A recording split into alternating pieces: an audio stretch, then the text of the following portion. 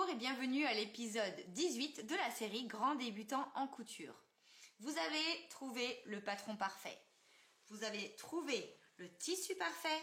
On va donc apprendre aujourd'hui à le laver, le couper, mettre l'écran et après ce sera parti pour la couture.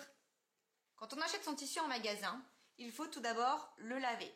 Je fais donc lavage 30 degrés.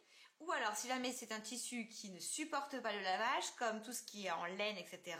Lavage laine, ça peut aller. Je préfère le décatir. Je vous explique ce que c'est. Décatir, c'est donc prendre un linge humide trempé dans de l'eau chaude.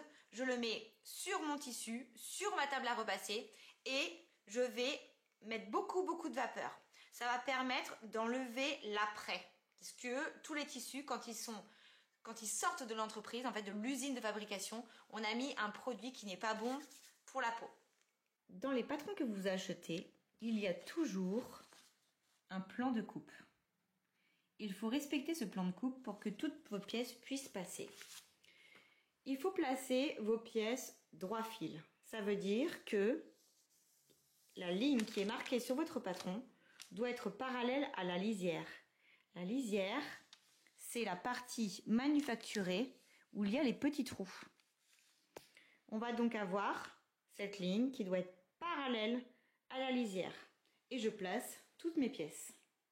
Je pose ma main libre à plat sur mon patron et je coupe au bord du papier. Pour pouvoir mettre vos repères, il y a plusieurs solutions. Soit on utilise un faux fil, c'est-à-dire qu'on va faire un petit point avec un petit fil.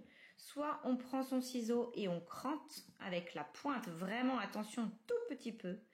Ou alors j'en ai certaines qui préfèrent faire des petits triangles comme ça. Voilà, après je trouve ça moins précis. Mais voilà, moi je suis adepte des tout petits crans, mais il faut vraiment ne pas dépasser le demi-centimètre.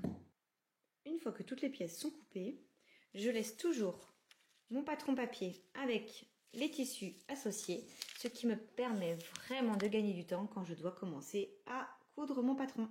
J'espère que cet épisode t'aura plu. Abonne-toi pour plus d'astuces couture.